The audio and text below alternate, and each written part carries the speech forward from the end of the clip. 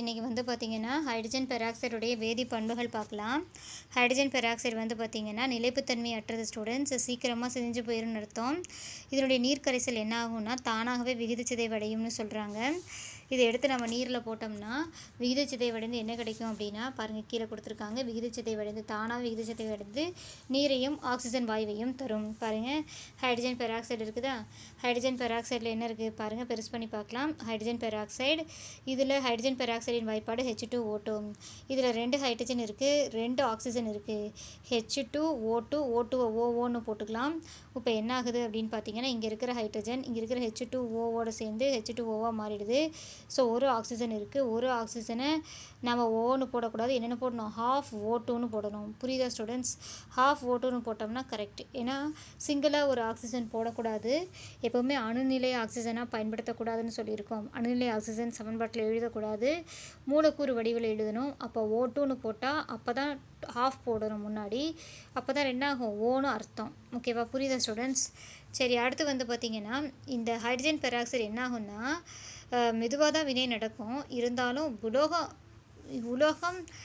உலோகம் வினையூக்கியாக பயன்படுத்தும் போது இந்த ஹைட்ரஜன் பெராக்சைடு என்ன ஆக ஆரம்பிக்கும்னா வெடிக்கும் அளவுக்கு தன்மை உடையது. வெடிக்கும் தன்மை கொண்டது தான் ஹைட்ரஜன் பெராக்சைடு. சரி, இதை கண்ணாடி கலன்களில் சேகரித்து வைக்கலாமா அப்படின்னா வைக்கக்கூடாது. ஏன்னா ஹைட்ரஜன் பெராக்சைடு கண்ணாடி பாட்டிலில் இருக்கக்கூடிய சிலிக்கேட்டுகளுடன் வினைபுரிய ஆரம்பிக்கும்.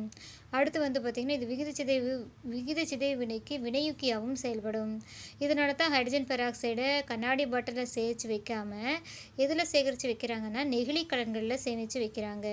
ஓகேவா ஸ்டூடெண்ட்ஸ்? ஹைட்ரஜன் பெராக்சைடுக்கு இன்னொரு பண்பு இருக்குது, என்னென்னா ஆக்சிஜனேற்றியாகவும் செயல்படும், ஒடுக்கியாகவும் செயல்படும். ஸோ எந்த இதில் சேர்க்குறோம் அப்படிங்கிறத பொறுத்து செயல்படும். சரி, ஆக்சிஜனேற்றியாக செயல்படுது, ஆக்சிஜனேற்ற வினைகளில் ஆக்சிஜனேற்றியாக செயல்படுதுன்னா அது எந்த ஊடகத்தில் நடக்கும்னா அமில ஊடகத்தில் நடக்கும். ஆக்சிஜன் ஒடுக்க வினைகள் எந்த ஊடகத்தில் நடக்கும்னா கார ஊடகத்தில் நடக்கும். புரியுதா ஸ்டூடெண்ட்ஸ்? அடுத்து பாருங்கள், கீழே கொடுத்துருக்காங்க. அதுக்கு தான் அமில ஊடகத்தில் ஹைட்ரஜன் பெராக்சைடு எடுத்துக்கிறோம். ஹைட்ரஜன் பெராக்சைடு அமில ஊடகத்தில் எடுக்கும்போது அமில ஊடகங்கிறத குறிக்கிறது வந்து பார்த்திங்கன்னா இந்த H2, இந்த H+ தான் அமில ஊடகங்கிறத குறிக்குது. ஓகேவா? எஸ், ஹைட்ரஜன் பெராக்சைடு எடுத்துக்கிட்டு 2H+ போட்டு இதில் என்ன பண்ணுறோன்னா இங்கே ஆக்சிஜன் ஏற்றம் அப்படின்னா அமில ஊடகத்தில் என்ன நடக்குதுன்னு சொல்லியிருக்கிறோம், ஆக்சிஜன் ஏற்றம் நடக்குது. ஓகேவா? ஆக்சிஜன் ஏற்றம் அமில ஊடகத்தில் ஆக்சிஜன் ஏற்றமும் கார ஊடகத்தில் ஆக்சிஜன் ஒடுக்கமும் நடக்குதுன்னு சொன்னோம் இல்லையா ஸ்டூடெண்ட்ஸ்? கவனிங்க பாருங்கள். ஃபஸ்ட்டு என்ன ஆகுதுன்னா இந்த ஹைட்ரஜன் பெராக்சைடுனுடைய அமில ஊடகத்தில் ஹைட்ரஜன் பெராக்சைடு 2H+ அண்ட் 2 எலக்ட்ரானை என்ன பண்ணுது, இது ஆக்சிஜன் ஏற்றினா மற்றதுக்கு ஆக்சிஜன் ஏற்றியே செயல்படும். பட் இது தன்னைத்தானே என்ன பண்ணிக்கும்னா ஹைட்ரஜன் பெராக்சைடு ஒடுக்கிக்கும். புரியுதா? ஸோ அமில ஊடகத்தில் இது தன்னைத்தானே ஒடுக்கிக்கிட்டு இன்னொன்று போய் என்ன பண்ண வைக்கும், ஆக்சிஜன் ஏற்றம் அடைய வைக்கும். இப்போ ஹைட்ரஜன் பெராக்சைடு பார்த்திங்கன்னா H2O2, இது 2H+ அண்ட் 2 எலக்ட்ரானாக இருக்குது. ஸோ இப்போது இந்த இடத்துல 2H+ அண்ட் 2 எலக்ட்ரானை எடுத்துக்குது. ஓகேவா? 2 எலக்ட்ரானை எடுத்துக்குது அமில ஊடகத்தில். ஸோ அப்போ மொத்தமாக பார்த்திங்கன்னா இங்கே 2 ஹைட்ரஜன், இங்கே 2 ஹைட்ரஜன், 4 ஹைட்ரஜனை 2H2ன்னு போட்டுக்கிறோம். இங்கே இருக்க 2 ஆக்சிஜனை முன்னாடி 2 இருக்கிறதுனால ஓன்னு போட்டுக்கிறோம். ஸோ இதனுடைய EMF வேல்யூ பார்த்திங்கன்னா E0 = 1.77 வோல்ட்னு அர்த்தம். அமில ஊடகத்தில் ஹைட்ரஜன் பெராக்சைடு 2H+ 2 எலக்ட்ரானாக மாறிட்டு 2H2Oவாக மாறுது. 2H2O மாறுது, நீராக மாறுது ஸ்டூடெண்ட்ஸ். அதனுடைய என்தால்பி E0 வேல்யூ பார்த்திங்கன்னா +1.77 வோல்ட். ஓகேவா? எஸ், இதுக்கு ஒரு எடுத்துக்காட்டு கொடுக்கலாம். இப்போ ஹைட்ரஜன் பெராக்சைடு எப்படி தன்னை ஒடுக்கிக்கிச்சின்னு பார்த்தோம். அது தன்னைத்தானே ஒடுக்கிக்கிட்டு மற்றதுக்கு என்னவா செயல்படும், ஆக்சிஜன் ஏற்றியாக செயல்படும். இப்போ பாருங்கள், ஃபெரஸ் சல்ஃபேட் எடுத்துக்கிட்டு ஹைட்ரஜன் பெராக்சைடும் H2SO4ம் போடுறோம். இப்போ என்ன ஆகுதுன்னு பார்த்தீங்கன்னா கவனிக்கிற ஸ்டூடெண்ட்ஸ், இங்கே இருக்கிற Fe2ஆக மாறிடுச்சு. எஸ், இங்கே இருக்கிற SO4, இங்கே வந்து ஒரு SO4, இங்கே ஒரு 2 SO4. ஸோ பார்த்திங்கன்னா மொத்தம் 3 SO4 இருக்குது. 2 Fe2ன்னு போட்டுக்கிறேன். இங்கே இருக்கிற 2 SO4, அங்கே இருக்கிற ஒரு SO4 சேர்ந்து Fe2SO4 த்ரைஸாக மாறிடுச்சு ஸ்டூடெண்ட்ஸ். ஃபெரஸ் சல்ஃபைட்டாக மாறிடுச்சு. அடுத்து வந்து பார்த்திங்கன்னா மீதம் இருக்கக்கூடியது பாருங்கள். மீதம் என்ன இருக்குது? இங்கே 2 ஹைட்ரஜன் இருக்குது, இங்கே 2 ஹைட்ரஜன், மொத்தமாக 4 ஹைட்ரஜன் இருக்குது. 4 ஹைட்ரஜனை 2H2ன்னு போட்டுக்கலாம். எஸ். நெக்ஸ்ட்டு 2 ஆக்சிஜன் இருக்குது. 4 ஹைட்ரஜன் 2 ஆக்சிஜனை சேர்த்தோம்னா 2H2Oவாக மாறிடுது. சரியா ஸ்டூடெண்ட்ஸ்? இப்போ அமில ஊடகத்தில் ஃபெரஸ் சல்ஃபேட்டை ஃபெரிக் சல்ஃபேட்டை ஃபெரஸ் சல்ஃபேட்டாக மாற்றுகிறது.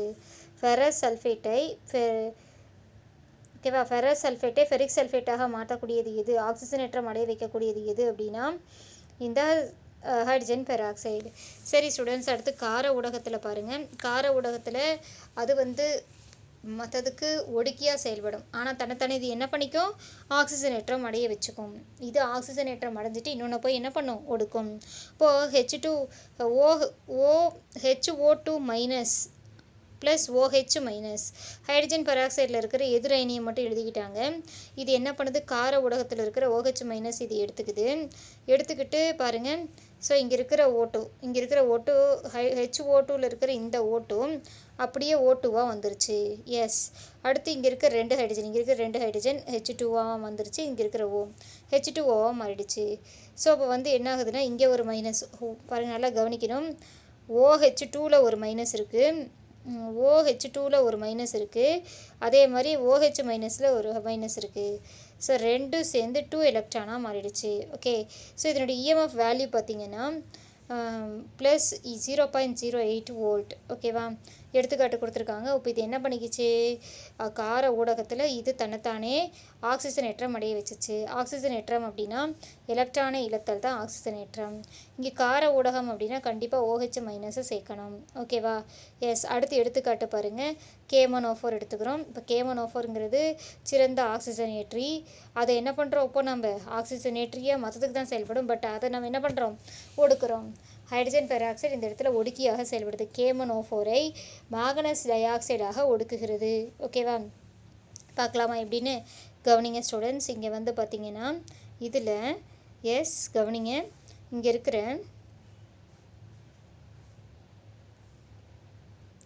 பாருங்கள் ஸ்டூடெண்ட்ஸ், இதில் இங்கே இருக்கிற 2KMnO4 ப்ளஸ் 3H2O2ன்னு இருக்குதா?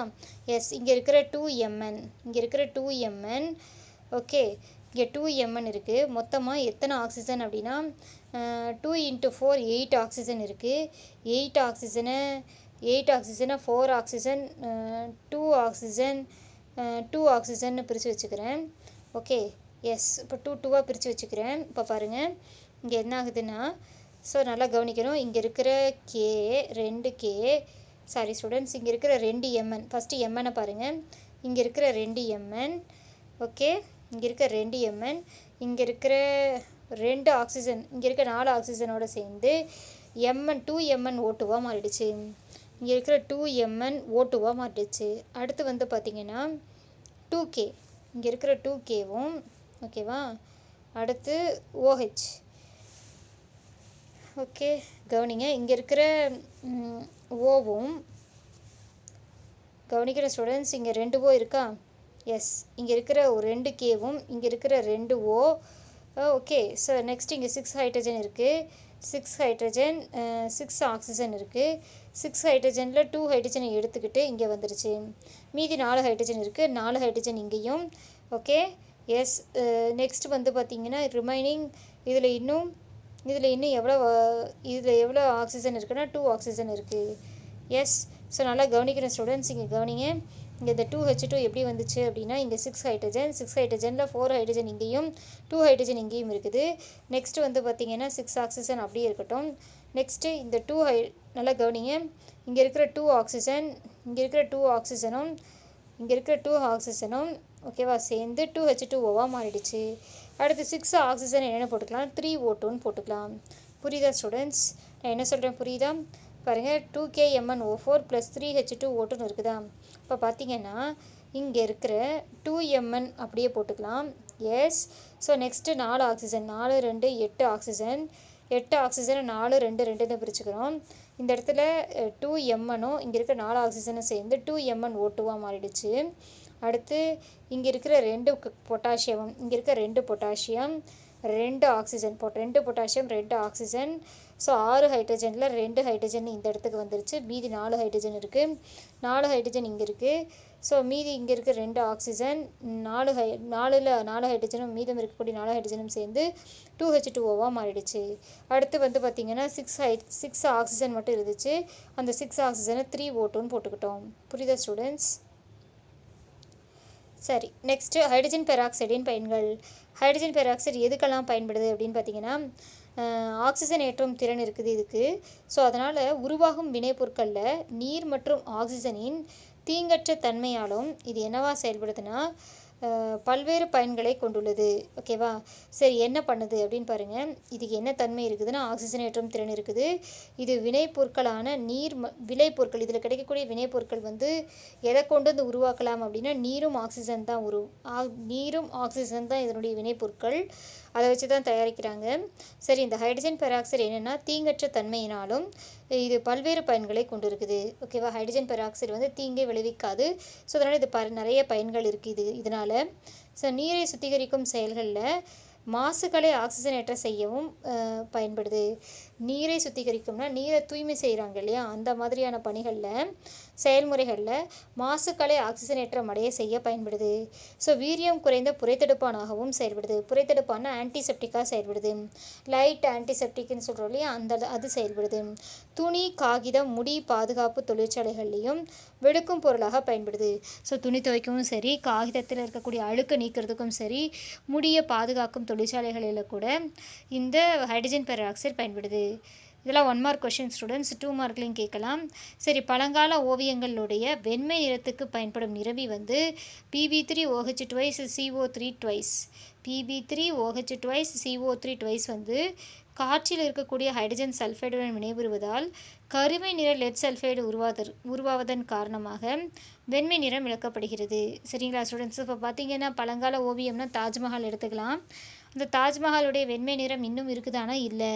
ஸோ அதுக்கு காரணம் என்னென்னா அதில் இருக்கக்கூடிய நிறமி Pb3OH2CO3 வந்து என்ன ஆகுதுன்னா காற்றில் இருக்கக்கூடிய ஹைட்ரஜன் சல்ஃபைடு H2SO கூட வினைபுரியுது. காற்றில் இருக்கக்கூடிய H2S ஹைட்ரஜன் சல்ஃபைடுடன் வினைபுரியுது. அப்படி வினைபுரியும் போது அந்த Pb3OH2CO3 என்ன ஆகுதுன்னா கருமை நிற லெட் சல்ஃபைடை உருவாக்குது. ஸோ அதனால் என்ன ஆகுதுன்னா அதனுடைய வெண்மை நிறம் போயிடுது.